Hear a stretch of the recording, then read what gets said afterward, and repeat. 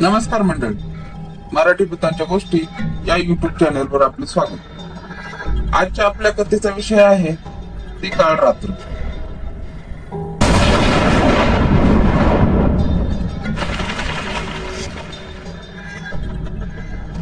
आज कामावरून निघायला उशीर झाला आणि अमावस्या असल्यामुळे आईने लवकर यायला सांगितलं होतं. या सर्व गोष्टींवर विश्वास नसताना सुद्धा मी आईला लवकर येतो म्हणून बोललो.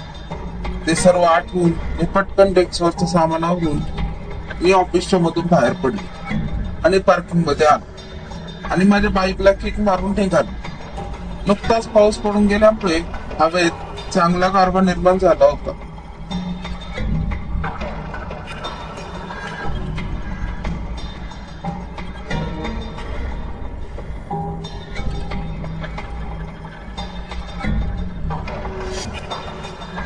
त्या वातावरणात मस्त गाणे गुणगुणत मी बाईक चालवत होतो. थोड्याच वेळात पुन्हा पावसाला सुरुवात झाली म्हणून मी आडोसा बघून थांबलो. रेनकोट पण आजच विसरलो. आता पाऊस थांबेपर्यंत वाट बघावी लागली.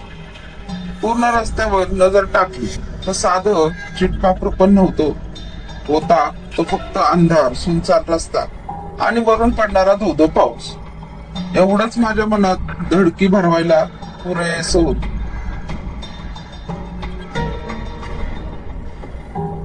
मनातील भीती घालवण्यासाठी मी आजूबाजूचं निरीक्षण करायला लागलो. तर माझ्यापासून थोड्याच अंतरावर एक माणूस अंग आपसून झोपलेला होता.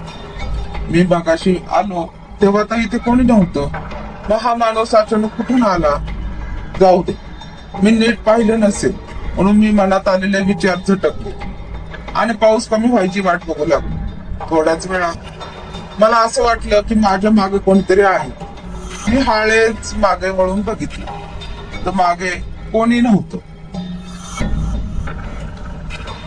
पास झाला असेल असं समजून मी पुन्हा माघारी फिरलो तर माझ्यापासून काही अंतरावर मला एक सावली दिसली. मी नीट निरखून पाहण्याचा प्रयत्न केला पण अंधारामुळे नीट दिसलं नाही.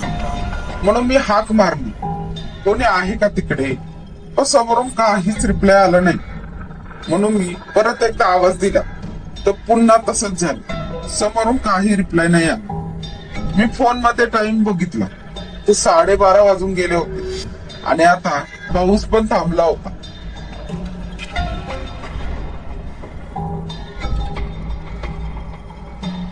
परत पाऊस सुरू होण्याआधीच निघालेलं बरं म्हणून मी जवळच पार्क केलेल्या माझ्या बाईकवर बसून निघालो. काही वेळ गेला असेल आणि मला माझ्या मागे कोणीतरी बसलंय असं वाटायला लागलं आणि या विचारानेच एवढ्या थंड वातावरणात सुद्धा दरदरून घाम फुटली.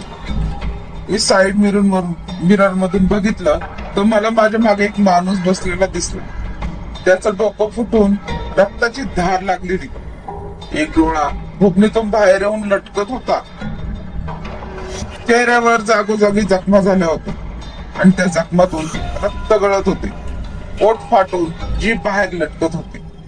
डावा हात खांद्यातून तुटला होता. हे सर्व बघून माझं पूर्ण शरीर भीतीने थरथरायला लागलं आणि त्यातच माझा बाईकवरचा कंट्रोल सुटला. मी बाईक सकट रस्त्यावर पडली आणि बेशुद्ध झालो.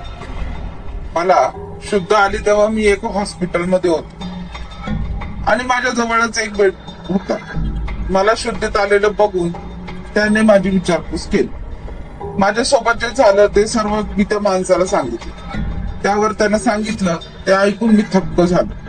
त्या माणसाने सांगितलं की 2 वर्षापूर्वी याच रस्त्यावर या व्यक्तीचा कारचा अपघात झाला होता आणि हा अपघात झाला तेव्हा रस्त्यावर एकही गाडी पास होत नव्हती आणि त्यातच तो व्यक्ती मरण पावला. तो फक्त अमावस्येला दिसतो. तो कोणाला त्रास देत नाही. बऱ्याच जणांना अनुभव आला आहे.